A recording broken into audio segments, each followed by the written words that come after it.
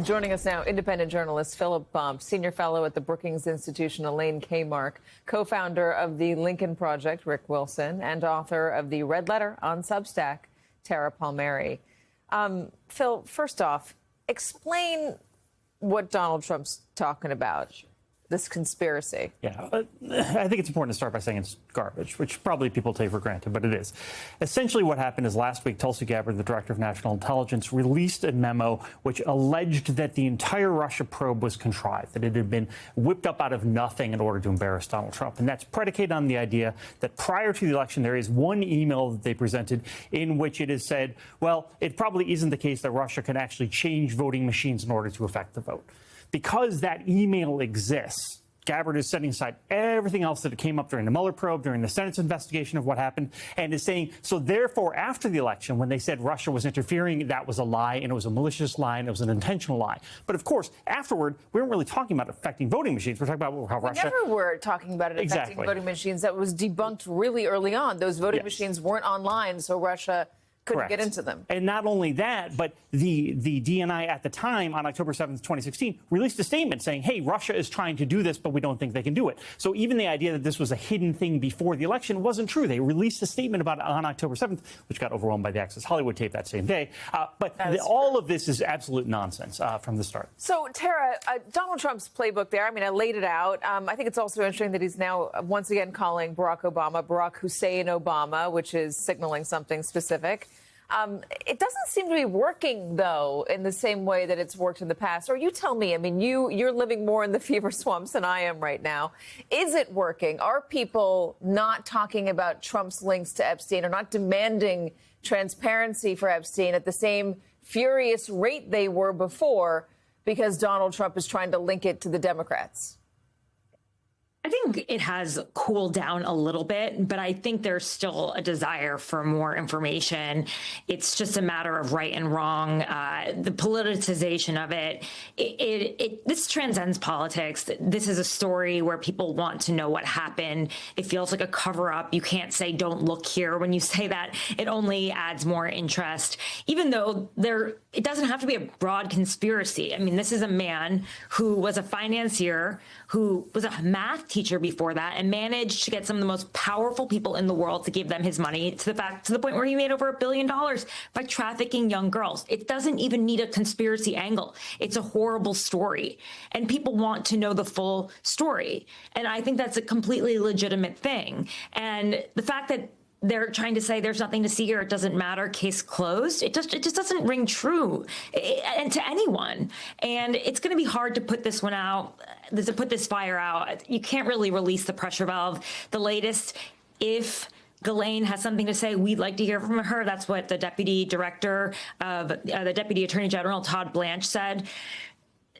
We don't know what that conversation is going to be, Katie. We don't know how that's going to go. We don't know even if they're going to strike a deal where it commutes her sentence. Tom Winter was on the show a little bit earlier, and he was saying if she had something to proffer for a plea deal, she would have done so during the trial. And also, if they really were trying to shed more light on the situation, they would be going to the victims to re-interview them, not necessarily to Ghislaine Maxwell. I'm trying to figure out, Tara, is Ghislaine Maxwell now a victim in the eyes of the MAGA world? Is she taking the fall for powerful men?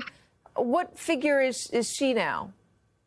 I hate when I hear that. People are saying, you know, Glenn's a victim. She's not a victim. The only way for him to have successfully created one of the largest sex trafficking operations in our country was through women. He needed her. He needed a posh, elegant, sophisticated woman to lure young girls in. And he also needed her Rolodex, frankly. He was just some guy from Coney Island who was a little rough around the edges. He taught at Dalton. She was posh. Her father owned the New York Daily News, the Daily Mirror. She was friends with Prince Andrew. She opened the doors for him, and she also groomed the girls for him. So any suggestion that she is a victim because she's the only person who was prosecuted is insane. And also, I believe that Ghislaine Maxwell is very shrewd, and she definitely has something up her sleeve. And I think she probably does have more information, but they're using it. Her case is open on appeal right now. It's probably get thrown out before the Supreme Court, but it's hard for me to believe that she thinks she will serve a 20-year sentence. I'm also trying to understand Donald Trump's motivation here because, Rick, Donald Trump, I think rightfully so, has operated under this idea that he is Teflon, that nothing ultimately hurts him. And he's been proven right multiple times. But this one, he's acting differently. Why is he not continuing to feed the fever of Epstein? Why is he trying to pull back on that? Why suddenly on Epstein is he more moderated? Is he leaning toward the idea that, maybe it's not a good idea for the DOJ to release everything because, as he said in the Fox interview when he was asked about releasing these files, you don't want to, wrongfully accuse people who might be mixed up in it. This is an interesting area where he's shown moderation that he does not normally show. Look, Katie, I think that this is a profound tell on the part of Donald Trump. This is a real understanding of what scares him. Donald Trump is not a brilliant man, but he has a certain degree of feral cunning about things that endanger him personally or legally or politically. He has a keen sense of those things. He senses that the Epstein matter is so devastating that if it fully comes to light, that it was so devastating that he sent 1,000 FBI agents to scrape through every single piece of information that the DOJ had to ensure his name, that they knew everything that was there. This is a guy who acts guilty, sounds guilty, looks guilty, smells guilty.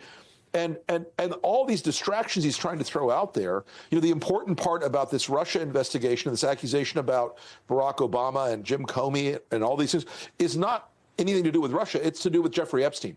This is all. Epstein has become the thing that is consuming his brain. It is wearing him down. He looks and sounds, as you point out correctly, much different about this. It's not swagger. It's not good different. It is scared. This guy is terrified of what's in those, the knowledge that could be in this stuff. And look, I don't know that or think that there are videos of Donald Trump and underage girls or whatever it is, but he also wished Ghislaine Maxwell well when she got sentenced. Who says that about a notorious sex trafficker? Who says that about a person who got sentenced for 20 years in prison for trafficking underage girls? There's a missing point here, a missing gear in this machine with Donald Trump's relationship with Epstein. It has thrown his administration completely off course, and it's thrown him completely off his game. Do you see that too, Phil, that he's acting just a little bit different when it comes to this stuff? Yeah, I mean, the only other time we've seen him act anything along these lines, it's not contrition in this case, but it is certainly an awareness that it comes off as an awareness that perhaps there's something there. It was actually after the Access Hollywood tape. It's the only time when he actually came out and said, okay, I did something I shouldn't have done. He later tried to backtrack and he said the tape was fake and all these other nonsense things. But it was a moment in which he was vulnerable, right? And we see a vulnerability here, too. The response is different. It's not mea culpa this time. It is instead lashing out, in part, I think, because he's gotten so used to everyone just rolling over on everything. But it definitely is different. But it's also an understanding that when you release information that has been gathered in an investigation, it's going to also include information that has not been charged, right, hasn't been fully run down, or wouldn't get charged. I mean, these are interviews that you're doing with victims. It's interviews with potential suspects. It's raw material, sure, and there's a reason it doesn't get charged. There's not enough there usually, right, or it just isn't something that investigators have gotten to yet.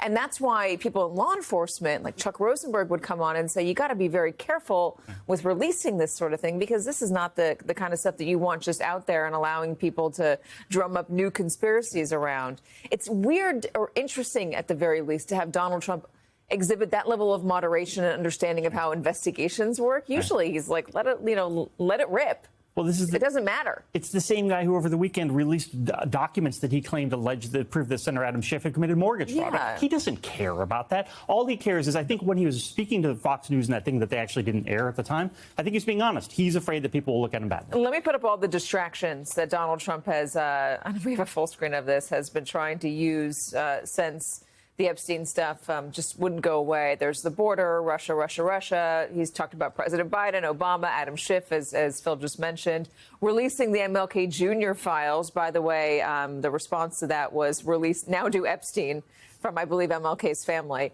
Hillary Clinton, Harvard, immigration, Rosie O'Donnell at one point, and the list goes on. He even started to weigh in the Idaho student murders. Elaine, you have been around a lot of White Houses. Have you ever seen, I think I know the answer to this, have you ever seen anything quite like this? No, I've never seen anything quite like this. I mean, and one of the things that makes this so interesting is something that I'm in agreement with what everybody else has said, but one of the things that hasn't been said is this whole business of pedophilia goes right to the heart of Donald Trump's MAGA base. If you go all the way back to Hillary Clinton and the allegations that somehow she was running a pedophile ring out of a pizza parlor in Washington, do you remember that story? Pizzagate. And some poor guy from North Carolina even came up with a shotgun to try to free the children who were chained in the basement. Not only were there no children, there was no basement. And so at the core of the complaints that QAnon, MAGA, whatever, have with the elites is that they're corrupt in a very profound way, and that the corruption revolves around sex with underage children. And that has been around now for more than a decade. So all of a sudden, this purient story has reemerged. Epstein is now dead, and Donald Trump is not releasing the files, and his base is suddenly mad at him, which is why all of a sudden this morning, what happened? The Speaker of the House says, "Oh yeah, we're all going home."